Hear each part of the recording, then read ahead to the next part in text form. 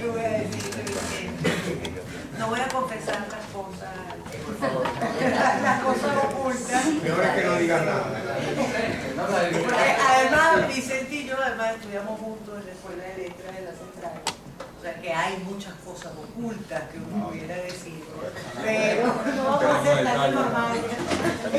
Vamos a empezar que Vicente es especialista en estudios culturales, se formó en Estados Unidos. Además siempre ha sido como que un lector muy inquieto, que tiene la facultad de preguntarse cosas serias sin tomarse muy en serio él mismo y sin tomar demasiado en serio lo que se puede llegar a decir desde el saber. Entonces la mirada de Vicente es una mirada fantástica porque realmente identifica los problemas que quizá pueden poner en cuestión muchas cosas, ¿no? Y en ese sentido siempre ha sido un ejemplo y bueno, de alguna manera una zona de contaminación interesante. Entonces creo que para este grupo y para este espacio pues me llena de felicidad presentar a mi amigo de Correa que no se me olvidó al final el texto que hay concluso, pero Vicente arranca con su ponencia sobre la enfermedad en las representaciones ficcionales venezolanas en este momento, y concretamente una novela que posiblemente todos tenemos en la cabeza al respecto, que es la enfermedad de Varela. Sí. Muchas gracias. Es muy amable, bueno, es muy amable de invitarme a venir por acá y eres muy amable de ser tan demagoga. Voy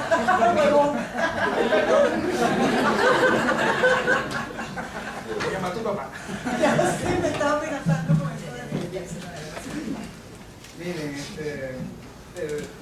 sí, bueno, ahí, en algún momento voy a hacer algún comentario sobre la enfermedad de Alberto Barrera, pero cuando me senté a escribir esto, bueno, la cosa agarró por otro camino y terminé haciendo una especie de diagnóstico en términos de salud y enfermedad de una situación y también lo que voy a plantear es una pequeña hipótesis, un trabajo sobre el tema, a ver qué pasa.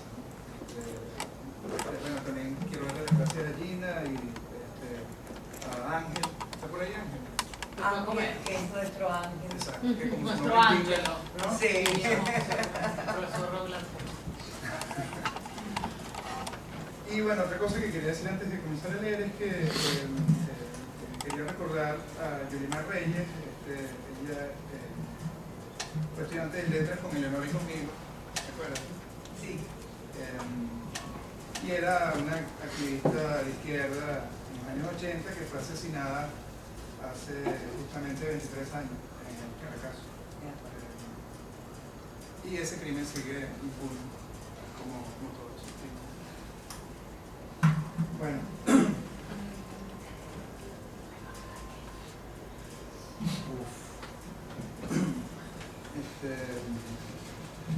Bueno, comienzo con una cita de un libro extraordinario de Igor Barreto que se llama El llano ciego.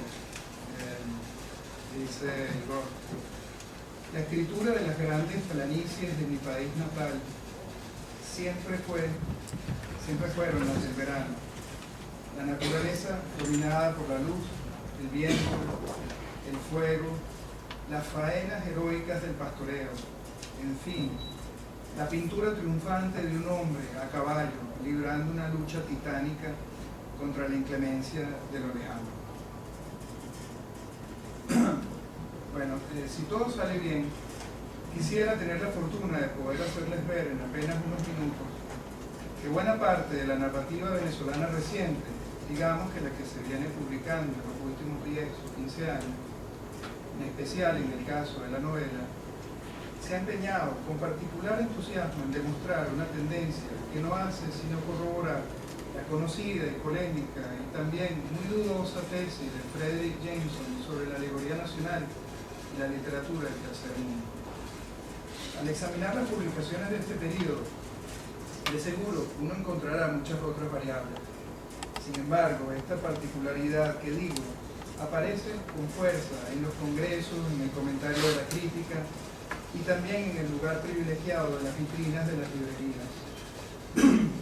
Las primeras jornadas internacionales de literatura venezolana contemporánea que se celebraron en esta universidad hace casi un año, por ejemplo, se dedicaron 3 mesas al tema ficciones históricas y escrituras de la memoria. Y si a esto le sumamos otras 3 mesas más dedicadas al tema narrativa venezolana, lecturas y perspectivas, que también recogió trabajos de especialistas que rondan el asunto nacional, podemos tener alguna medida del interés, de la tendencia que quiero señalar. Solamente el tema escritura de mujeres y representación de lo femenino también supuso 3 mesas. De resto, los otros temas del evento convocaron el interés de menos especialistas, si de ponernos a contar mesas se trata. Perdonen que insista en esto, que a primera vista parece secundario, pero es que temas como literatura urbana, que uno supone que convocan mayor interés actualmente, tampoco superaron nuestro asunto. Lo mismo o algo muy parecido puede decirse en el caso del primer Congreso Crítico de Narrativa Venezolana, celebrado en noviembre de 2009 en Porlamar, auspiciado por el Instituto de Investigaciones Literarias de la Universidad Central de Venezuela.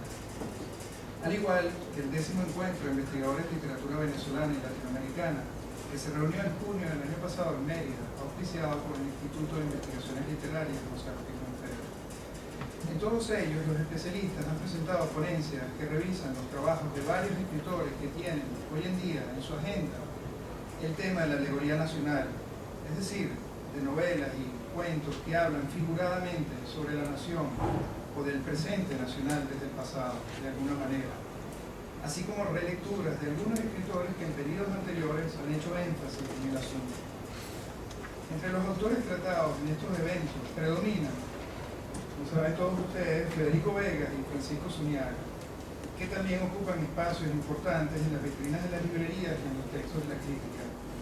Además de ellos, también podemos mencionar otros escritores que gravitan en torno a la alegoría nacional o asuntos muy cercanos a ellos, como Juan Carlos Méndez Guedes, Dencil Romero, Francisco Herrera Luque, Ana Teresa Torres, Miguel Gómez, Peter Tedesco, Michel Asensio, Israel Centeno, Isaac Choprón, Héctor Bujanda, Gabriel Jiménez de Man, Feroci Santaella, José Pulido, David Alicio, José Balsa, Eduardo Liendo, Carmen Vicenti, Luis Barrera Linares, Dulce Martínez, Gustavo Valle y Gisela Cosa.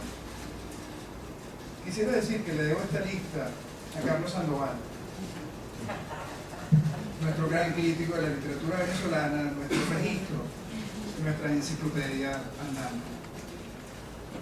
A este entusiasmo, por lo que podríamos llamar una combinación de temas nacionales, históricos y alegóricos en la narrativa, habría que agregar un ánimo similar en el género del cuento en particular, pero que en este momento digamos que no hay caso.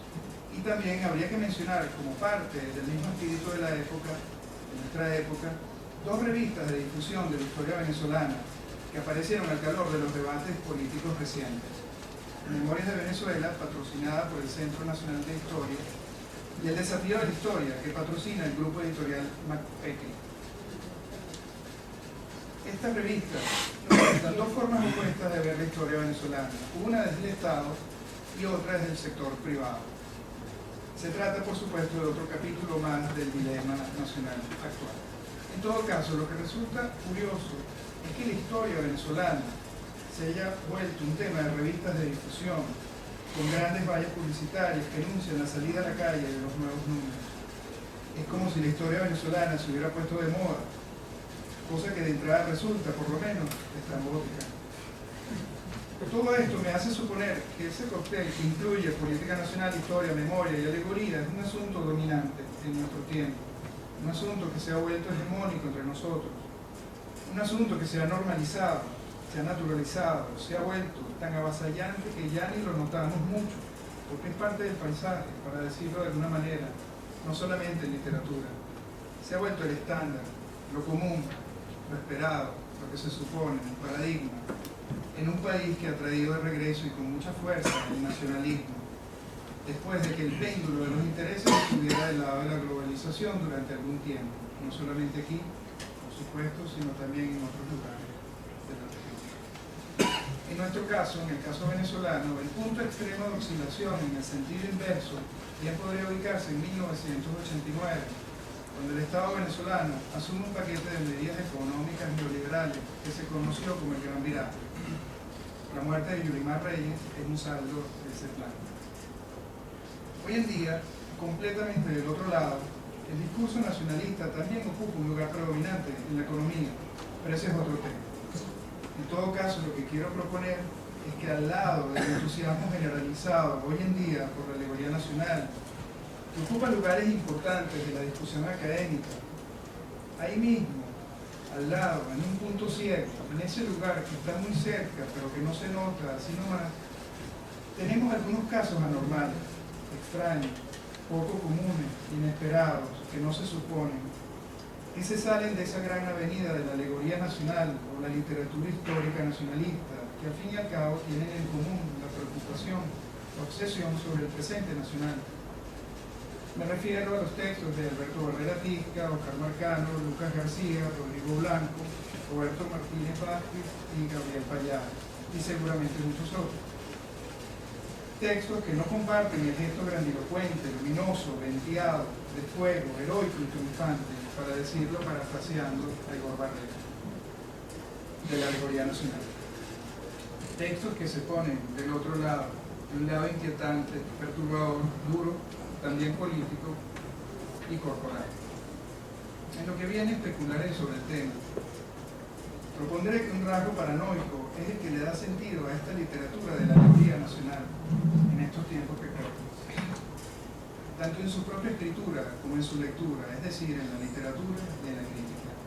Ese rasgo paranoico tendría que ver con un deseo de entender el país, una profunda necesidad, una urgencia, una demanda. Una alarma gobierna esa literatura y la lectura de esa literatura.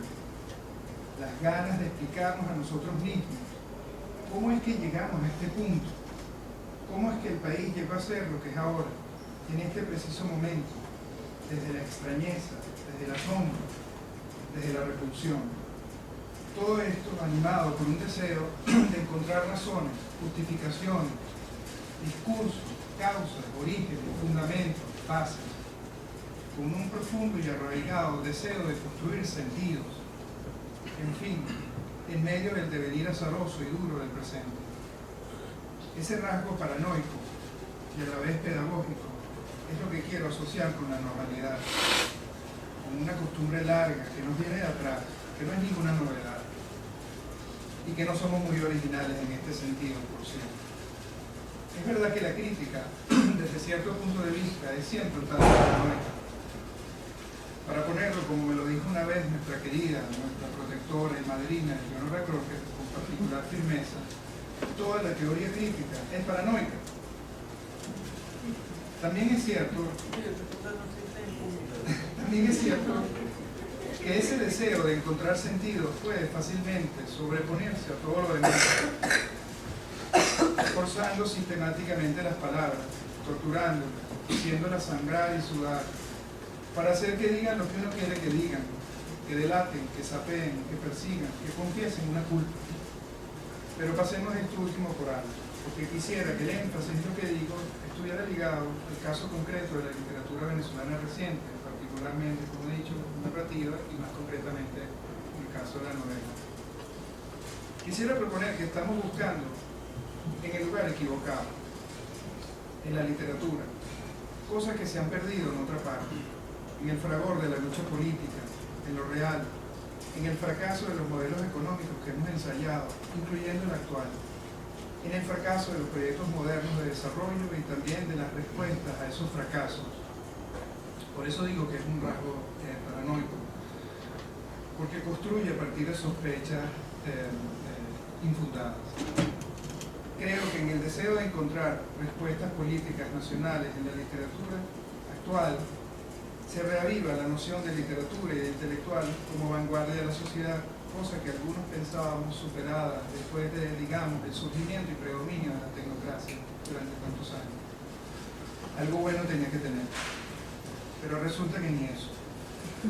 En fin, la literatura como alegoría nacional hace precisamente eso, buscar en el lugar equivocado.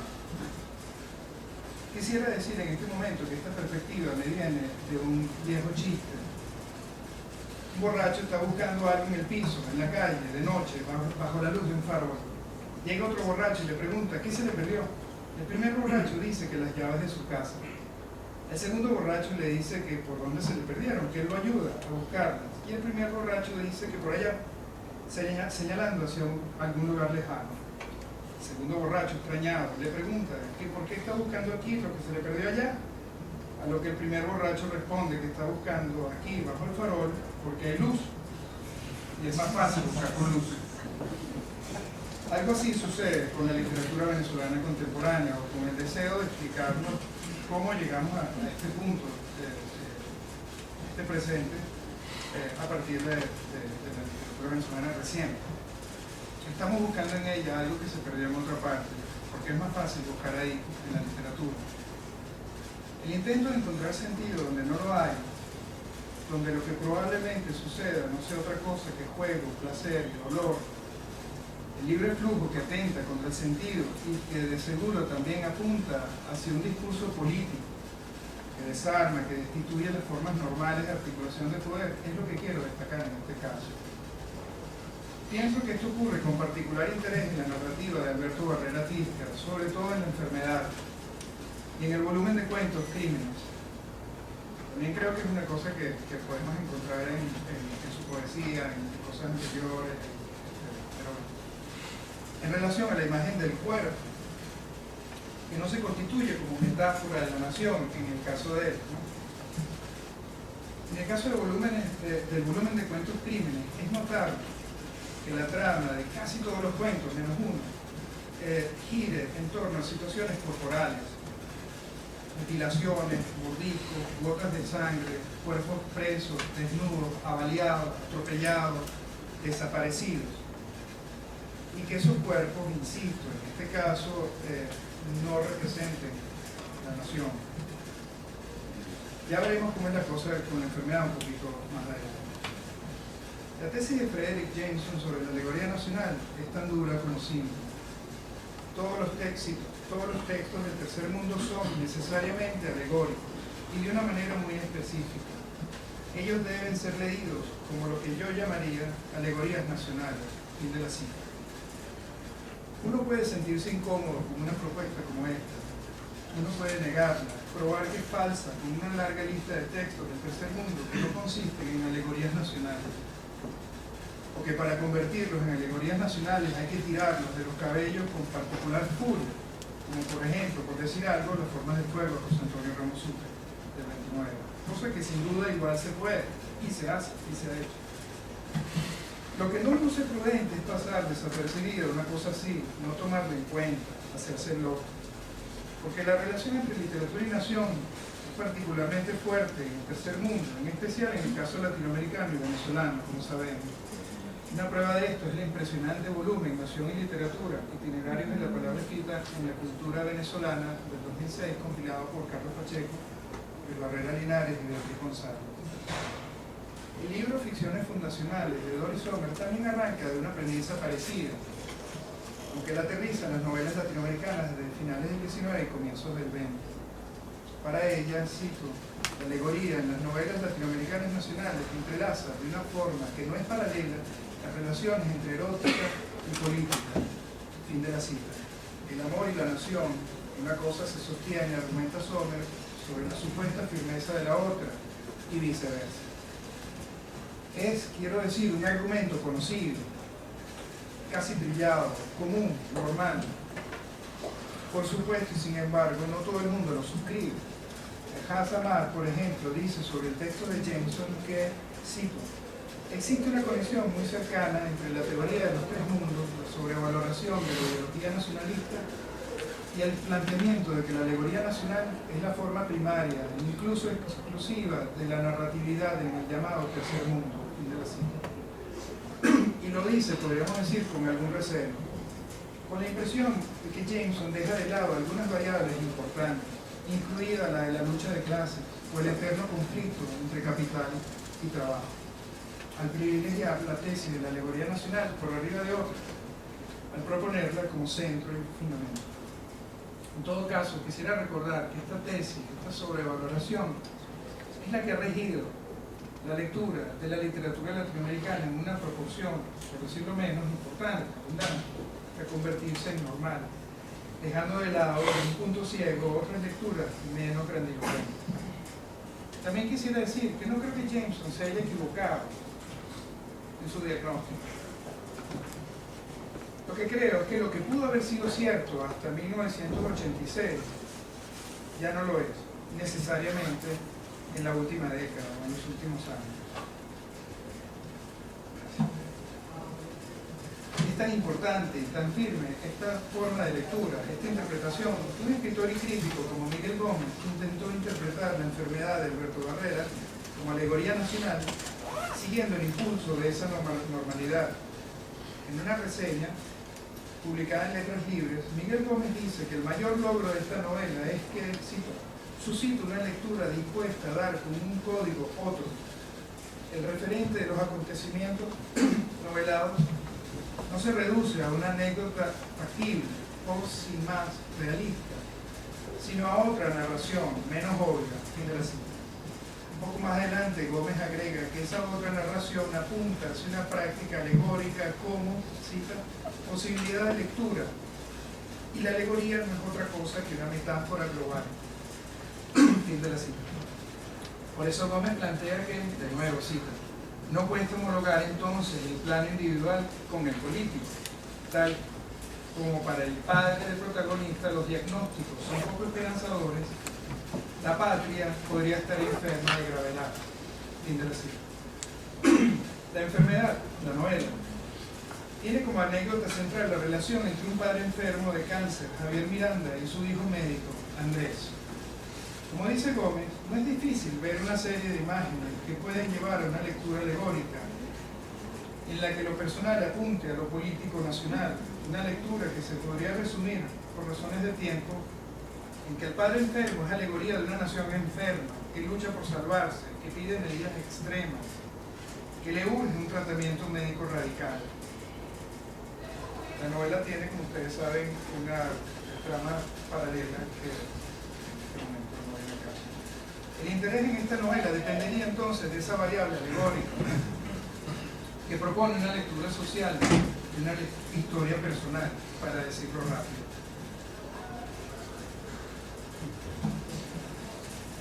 Debo decir que en las primeras jornadas internacionales de literatura venezolana contemporánea que estaba comentando al comienzo, Gómez tomó distancia de su propio planteamiento. Sin embargo, creo que su primer acercamiento muestra esa tendencia, ese ímpetu, esa inercia por la alegoría nacional que quiero proponer como paranoica.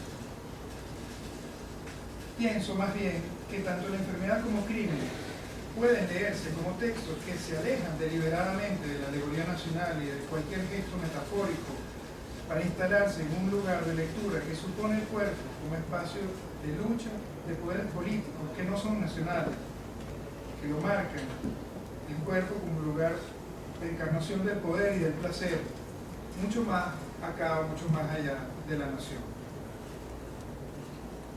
Dicen Deleuze y Guattari sobre lo que ellos llaman el significado real de las máquinas paranoicas lo siguiente. Cita: las máquinas del deseo tratan de meterse en el cuerpo sin órganos, y el cuerpo sin órganos las repele, puesto que las experimenta como aparatos persecutorios. Pero él y de sí misma la máquina paranoica es meramente un avatar de la máquina del deseo. Es el resultado de la relación entre las máquinas del deseo y el cuerpo sin órganos. Y ocurre cuando este último ya no puede tolerar esas máquinas. Me gustaría proponer que la narrativa de Alberto Barrera Tisca y otras, por supuesto, en particular esa, viene a ser una especie de máquina del deseo que trata de meterse en el cuerpo sin órganos de la narrativa venezolana,